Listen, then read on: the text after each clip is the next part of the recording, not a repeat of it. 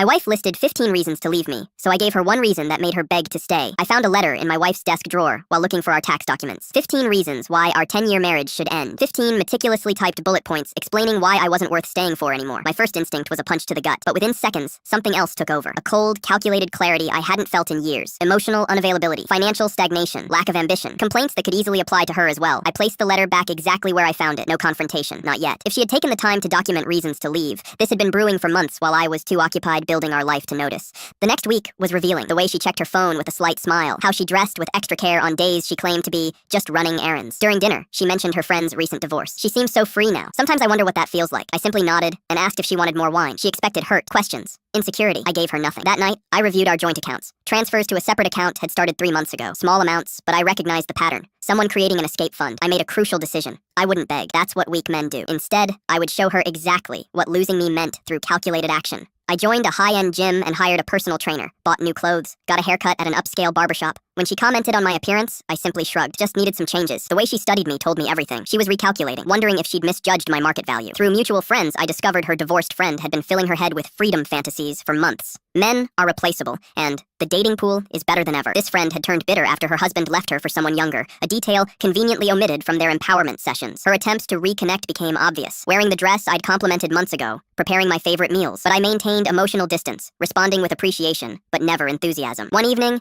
I took a call in her presence, a consulting opportunity with significantly more money. I accepted on the spot, watching her expression shift to sudden recalculation. That night, she tried initiating intimacy for the first time in months. I kissed her forehead and claimed exhaustion. The dynamic had flipped entirely. Her browser history showed apartment listings and career coaching sessions. She was planning her exit while keeping me in the dark. Then came the confrontation. I walked to her desk, opened the drawer, and removed a list. 15 reasons to leave me. When were you planning to discuss this? How long have you known? Long enough. Secret bank account, apartment searches, career coaching, all while I was building our future. I dismantled each accusation with surgical precision. Financial stagnation. I'd secured a position that doubled my salary. Emotional unavailability. Interesting complaint from someone emotionally checked out for months. Then I placed an envelope next to her list. She opened it expecting divorce papers. Instead, she found photographs. Her divorced friend with my colleague's husband. Multiple dates. Your friend isn't advocating for your freedom because she cares about you. She's recruiting divorce allies to normalize her own choices. She destroyed one marriage. Now she's working on yours. Her face registered shock, then dawning recognition. I'm not going to fight to keep someone who has already decided to leave, but I'll give you one reason that makes everything on your list irrelevant. What reason? I know exactly what I bring to the table, and I'm prepared to walk away entirely if my value isn't recognized. I headed toward the door. You have 48 hours to decide what you want, not what your friend wants, what you want. And if your decision is to leave, I'll respect that, but there will be no friendship afterward. No chance to return when reality disappoints. Clean break. Permanent. The door closed behind me with a soft click that somehow sounded more final than a slam ever could. 48 hours later, she chose to stay, but on completely new terms. Full transparency, no toxic friendships, and mutual respect demonstrated through daily action.